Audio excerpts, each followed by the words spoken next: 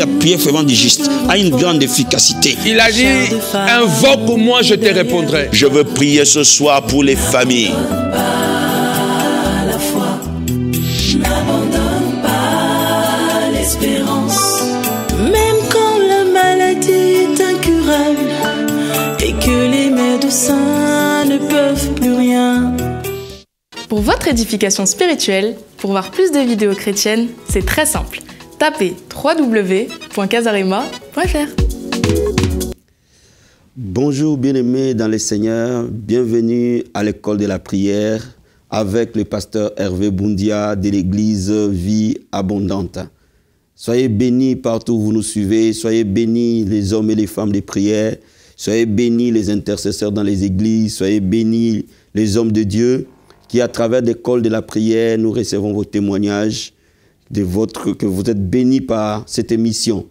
Donc bien-aimés, aujourd'hui, avant de parler des thèmes de cet après-midi, je vais, comme on fait d'habitude, de s'élever, d'élever notre Dieu, de l'exalter, de le glorifier, parce que c'est un privilège qui nous accorde d'être là à l'école de la prière. C'est un privilège qu'il donne à son Église dans ces temps de la fin, de bâtir une armée des hommes et des femmes consacrés au ministère de la prière, de jeûne et de supplication. Élevons nos voix vers le Seigneur, disons-lui merci. Père, nous te disons un grand merci, Seigneur. Nous te bénissons, nous te rendons gloire et honneur.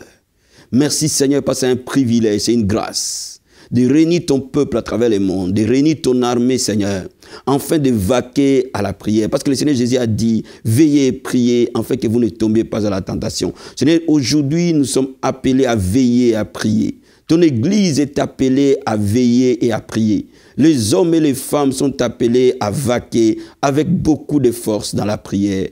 Merci pour l'esprit de prière que tu répands à toute personne qui est en train de nous suivre à ces moments, Seigneur. Je prie, ô Dieu de gloire, que ces moments, que ton Église, le corps du Christ, les hommes et les femmes s'élèvent dans la prière, afin de voir nos nations se tourner vers Jésus, afin de voir nos villes se transformer, afin de voir, Seigneur, nos églises changer, afin de voir nos familles changer, afin de voir nos politiciens changer. Nous te disons un grand merci, Seigneur, parce que la prière est la réponse que toi tu nous accordes, Seigneur, en tant qu'Église. Je prie que le Saint-Esprit move autour de chacun, que ton esprit move, que ta présence move, et que cette parole de cet après-midi édifie les cœurs au nom de Jésus-Christ. Amen. Bien-aimés, le thème de ce soir, c'est comment prier pour transformer les circonstances négatives de ta vie. Comment prier pour transformer les circonstances négatives de ta vie. Nous allons prendre notre texte de base dans Jacques chapitre 5. La Bible nous dit au verset 13. Et je vais commencer au verset 13 jusqu'au verset 18. La Bible dit, quelqu'un parmi vous est-il dans la souffrance qu'il prie? Quelqu'un est-il dans la joie qu'il chante des cantiques? Quelqu'un parmi vous est-il malade qu'il appelle les anciens de l'église et que les anciens prient pour lui à l'honneur dire au nom du Seigneur? La prière de la foi sauvera les malades et le Seigneur les relèvera. S'il a commis des péchés, il lui sera pardonné. Confessez donc les péchés les uns aux autres. Priez les uns pour les autres afin que vous soyez guéris. La prière fervente du juste a une grande efficacité. Élie était un homme de la même nature que nous. Il pria avec instance pour qu'il n'ait plus point, il ne tomba point de pluie sur la terre pendant 3 ans et 6 mois. Puis il pria de nouveau et le ciel donna de la pluie et la terre produisit son fruit. Bien-aimé, la Bible nous dit, est-ce que quelqu'un est dans la souffrance? Mon frère et ma soeur, est-ce qu'il y a une circonstance inconfortable dans ta vie? Est-ce qu'il y a quelque chose qui t'enlève la paix? Est-ce qu'il y a quelque chose qui t'enlève la joie? Est-ce qu'il y a quelque chose qui t'enlève l'espérance? La Bible déclare, s'il y a la souffrance, nous devons prier. La Bible nous donne la réponse à toute circonstance négative. Bien aimé, nous voyons beaucoup de gens souffrir dans nos églises. Nous voyons beaucoup de vies bloquées autour de nous. Parce que le peuple, parce que les gens ne prient pas assez. Et pourquoi nous ne prions pas assez? Parce que nous n'avons pas bien compris comment fonctionne la prière. Les jours où nous comprendrons comment fonctionne la prière, bien aimé, nous allons vaquer à la prière. Avec beaucoup de force, avec beaucoup d'énergie. Et la Bible nous dit, si quelqu'un souffre, qu'il prie. Je vais dire à quelqu'un, la Bible est la réponse de l'humanité. Parce que Jésus-Christ est la parole. Quand la parole elle est annoncée, elle donne exactement ce qu'elle a destiné à faire. La Bible dit la parole de Dieu ne retourne pas à lui sans avoir accompli ses desseins. Cela veut dire que si tu te trouves dans la souffrance, dans ton foyer, dans la vie de tes enfants, dans ton mariage, dans ta santé, dans tes finances, dans ton ministère, dans tout ce que tu fais, s'il y a la souffrance, que tu pries. Et l'apôtre Jacques va plus loin. Il dit si quelqu'un est malade, que les anciens viennent prier pour lui. Ça encore, c'est-à-dire que le Seigneur te dit, lorsqu'il y a la souffrance, prie d'abord toi-même. Mais lorsqu'il y a la souffrance, appelle les anciens de l'église, appelle l'église qui prie avec toi. Si tu as ton pasteur, lorsqu'il y a la souffrance, fais en sorte que le pasteur vienne se joindre à toi dans la prière. C'est pour cela que les pasteurs sont des bergers. La Bible dit que les bergers connaissent les brebis. Nous sommes là pour soigner les brebis. Si tu as la souffrance, associe-toi à ton pasteur. Ne porte pas cette souffrance seule. La Bible dit que les anciens de l'église viennent prier pour toi. Donc, quand il y a une maladie, quand il y a un problème, quand il y a une souffrance, la prière est toujours la réponse de la parole de Dieu. Et c'est pour ça que la Bible nous dit que la prière fervente du juste a une grande efficacité. Ou alors la prière continuelle du juste. Ou alors la prière persévérante du juste est puissante. Qui est juste? C'est celui qui a reçu Jésus-Christ, le Seigneur et Sauveur, parce qu'il nous donne le don de la justice. Donc bien aimé, la Bible te dit que la prière continuelle est puissante. Ou en d'autres termes, la prière continuelle transporte les montagnes. Et c'est pour ça que l'apôtre Jacques va plus loin en disant qu'Élie était un homme de la même nature que nous. Pourquoi il a dit un homme de la même nature que nous? C'est tout simplement parce qu'il voulait nous faire comprendre qu'Élie n'était pas un ange. Élie n'était pas Dieu. Élie avait les mêmes faiblesses que nous. Élie était pécheur comme nous. Élie avait des qualités tout comme des défauts comme nous. Mais Élie a compris la puissance de la prière. Oh, je dis à quelqu'un que le Seigneur ouvre ton entendement cet après-midi et que tu comprennes la puissance de la prière, que tu comprennes la puissance cachée derrière la prière. Où la Bible dit, comme Élie l'a compris, il a dit, Élie était un homme de la même nature que nous. Il était capable de vaincre les circonstances, de les transformer. Au bien-aimé, la Bible nous dit que celui qui est en nous est plus grand que celui qui est dans le monde. Cela veut dire qu'en toi, il y a une puissance explosive, il y a une puissance transformatrice qui maîtrise, qui change toute circonstance inconfortable en témoignage. Je suis en train de dire à quelqu'un, tu vas témoigner parce que cette situation qui t'a fait du mal, cette situation qui t'a opprimé, deviendra un témoignage. Oh mon ami, Dieu veut faire des miracles et les miracles ne se produisent que dans l'atmosphère de la prière. Les choses ne changent que lorsque dans un lieu, il y a des gens qui prient. Sans la prière, la volonté de Dieu ne s'accomplira pas sur la terre. Donc c'est pour ça que Jésus-Christ a dit que ton règne vienne, que ta volonté se fasse sur la terre comme au ciel. Cela veut dire quoi? Cela veut dire que sur la terre, la volonté de Dieu ne s'accomplit pas nécessairement. Il faut qu'il y ait des hommes et des femmes qui prient pour que cette volonté puisse s'accomplir. Donc bien aimé, je suis en train de te dire cet après-midi que Dieu va changer les circonstances qui te font pleurer. Je suis en train de te dire cet après-midi que le Seigneur veut que tu pries. Mais maintenant, la question que je veux t'aider pour que tu comprennes, mais comment cette prière dans laquelle tu vas entrer va changer les circonstances? Déjà de prime abord, quand nous prions, comme la Bible nous dit, demandez et l'on vous donnera. Quand nous sommes en train de prier, la main du Seigneur devient agissante pour changer tout environnement qui est autour de nous. La prière va changer l'environnement. La prière va créer d'autres circonstances qui n'existaient pas autour de toi. La prière va changer ton atmosphère. Quand tu es en train de prier, il y a l'atmosphère angélique autour de toi. L'activité angélique devient puissante. Et les circonstances changent. Ton environnement change. Pourquoi? Parce que la prière va changer les circonstances autour de toi, va changer l'atmosphère autour de toi. Et c'est pour cela que quand tu es en train de prier, bien aimé, regarde, persévère dans la prière, nécessairement, les circonstances vont changer. Ça, c'est la première façon que la prière agit pour changer les circonstances défavorables. Mais la deuxième façon que la prière agit pour changer les circonstances défavorables, la prière ne change pas que ton contour, ton extérieur. La prière va aussi te changer toi-même. Vous savez, il y a certaines circonstances qui arrivent dans notre vie. C'est tout simplement parce que nous avons pris la mauvaise direction. Parce que tout simplement, nous avons pris la mauvaise décision. Et quand la prière vient, c'est ce que j'ai enseigné dans la semaine dernière, elle nous fait entrer dans la volonté de Dieu. À ce moment, le Saint-Esprit va nous révéler le changement, les mutations qui doivent s'opérer dans notre vie. Regardez, je vais vous lire un chapitre du livre de Romains, chapitre 12. La Bible nous dit ceci. Je vous exhorte donc, frères, versets 1 et 2, par les compassions de Dieu, à offrir vos corps comme un sacrifice vivant, saint, agréable à Dieu. Ce qui sera de votre part un culte raisonnable. C'est-à-dire, je vous exhorte, frères, à présenter vos corps comme des sacrifices, à prier. Parce que c'est ça le sens de ce passage. Et les Bible dit, ne vous conformez pas au siècle présent, mais soyez transformés par le renouvellement de l'intelligence, afin que vous discerniez quelle est la volonté de Dieu, ce qui est bon, agréable et parfait. Cela veut dire que quand tu es en train de prier, la première des choses, la prière va crucifier la chair. Va crucifier tes désirs charnels. La prière va te crucifier toi-même. Ton corps, ta chair sera soumis au contrôle du Saint-Esprit. Donc automatiquement, tu es transformé. Ton intelligence est transformée. Tes pensées sont transformées. Ta façon de voir les choses sont transformées. Ta façon de voir les situations sont transformées. Ta façon de voir les gens est transformée. Donc bien aimé, c'est pour cela que je suis en train de te dire ce matin que quand tu vas commencer à prier, non seulement que le Seigneur va changer ton extérieur, mais le Seigneur va aussi changer ton intérieur. Et il va nécessairement t'aligner à sortir de cette situation. Voilà pourquoi je te dis cet après-midi, la prière est ta réponse. La prière est la réponse à ces problèmes.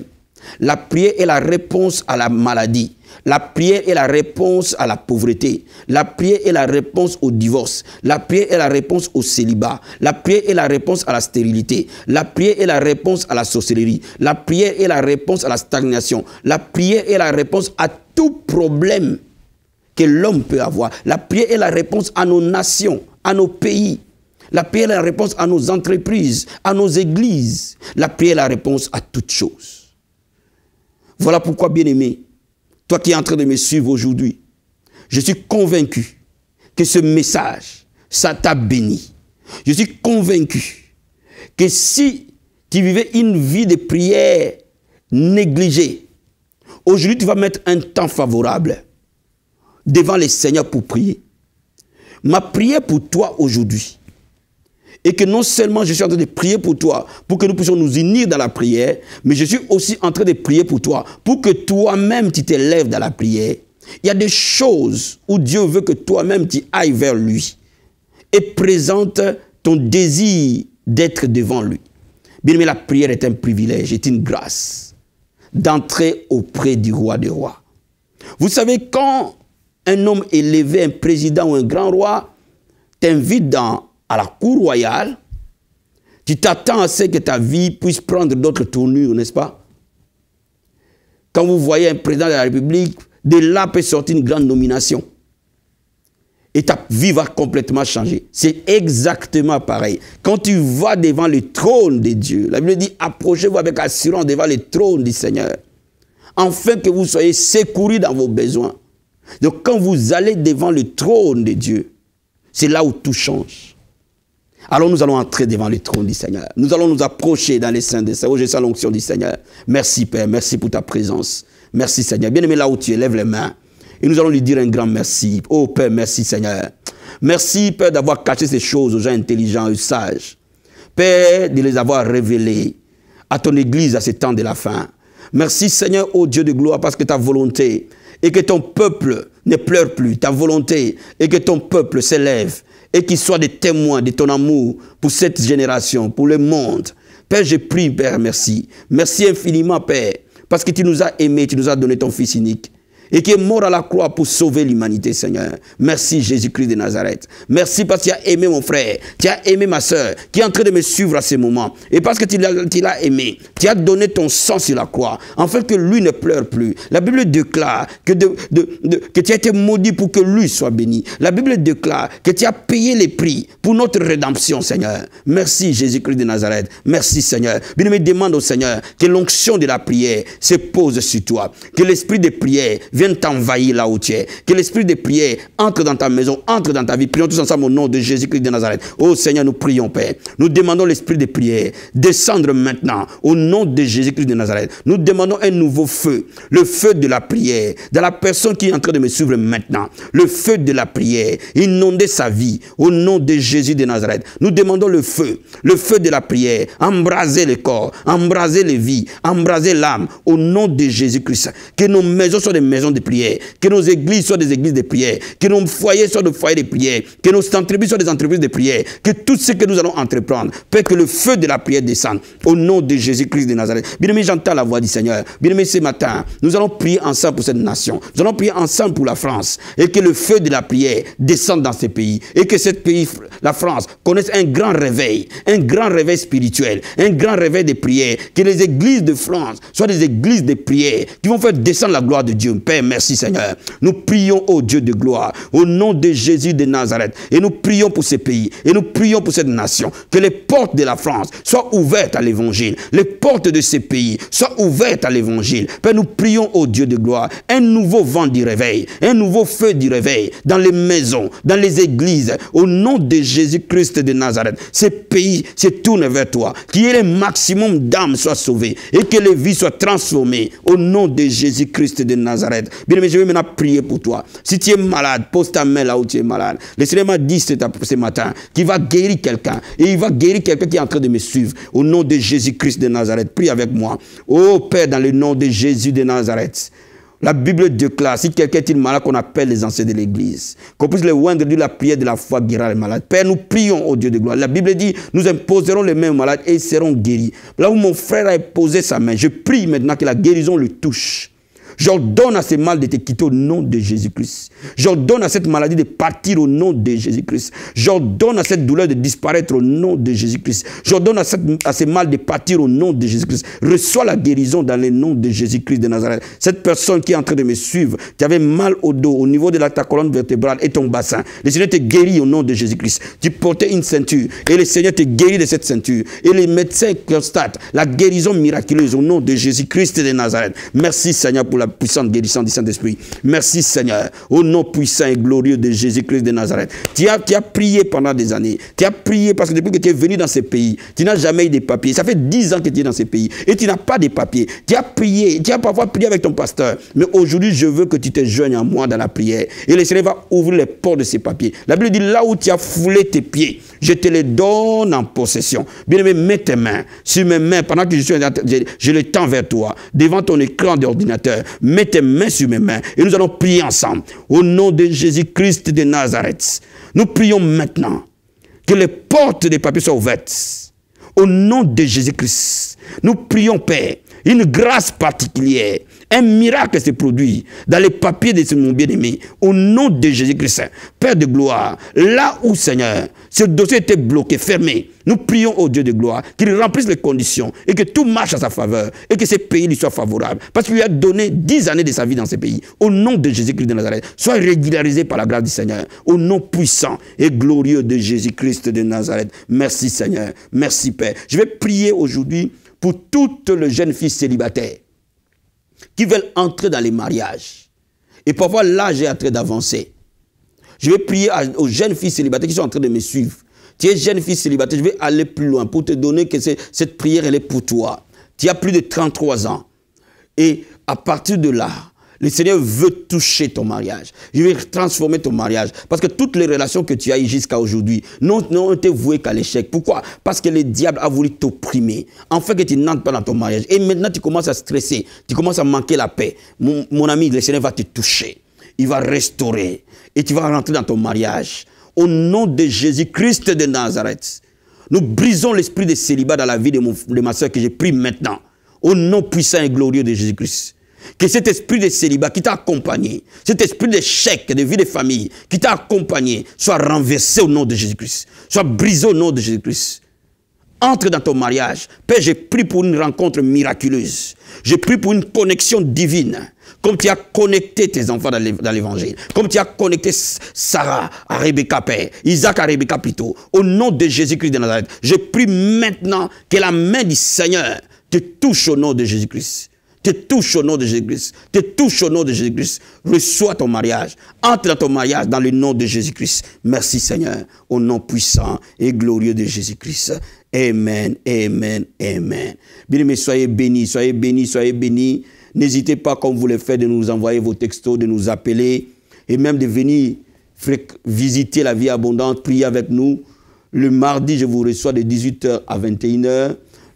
À l'étude biblique, le vendredi de 18h à 21h à l'école de la prière et des miracles, ainsi que le dimanche de 9h30 à 12h30 au culte et adoration. Que le Seigneur vous bénisse énormément. Appelez-nous, envoyez-nous vos textos et mon équipe d'intercession et moi-même, nous ne manquerons pas de prier pour vous. N'oubliez pas, tout est possible à celui qui croit. J'ai dit, tout est possible à celui qui croit. Si tu crois, tu verras la gloire de Dieu. Que Dieu te bénisse énormément. À la semaine prochaine. Bye à l'école de la prière. Ciao.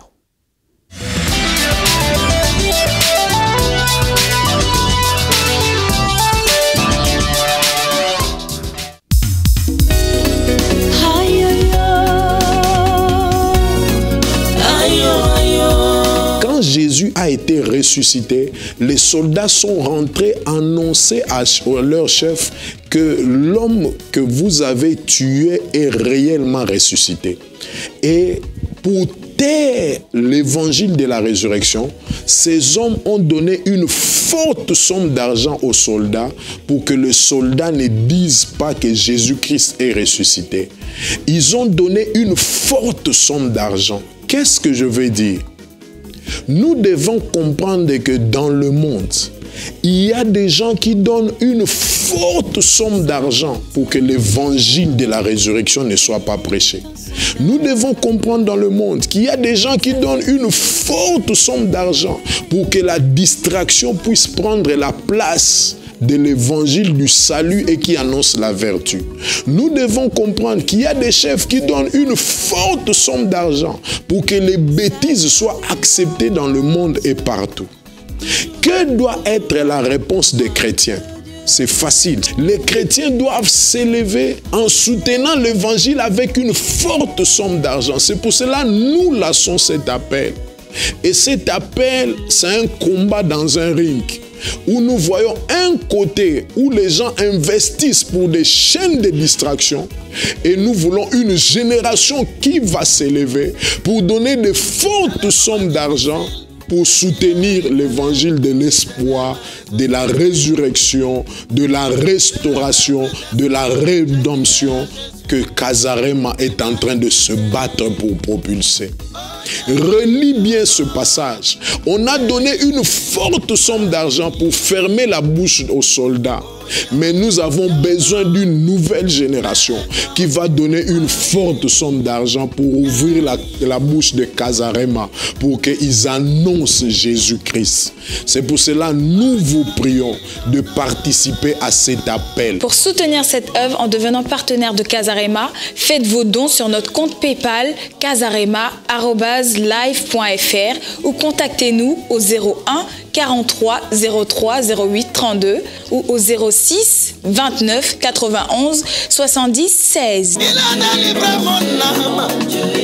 Casarema, c'est de la bonne terre.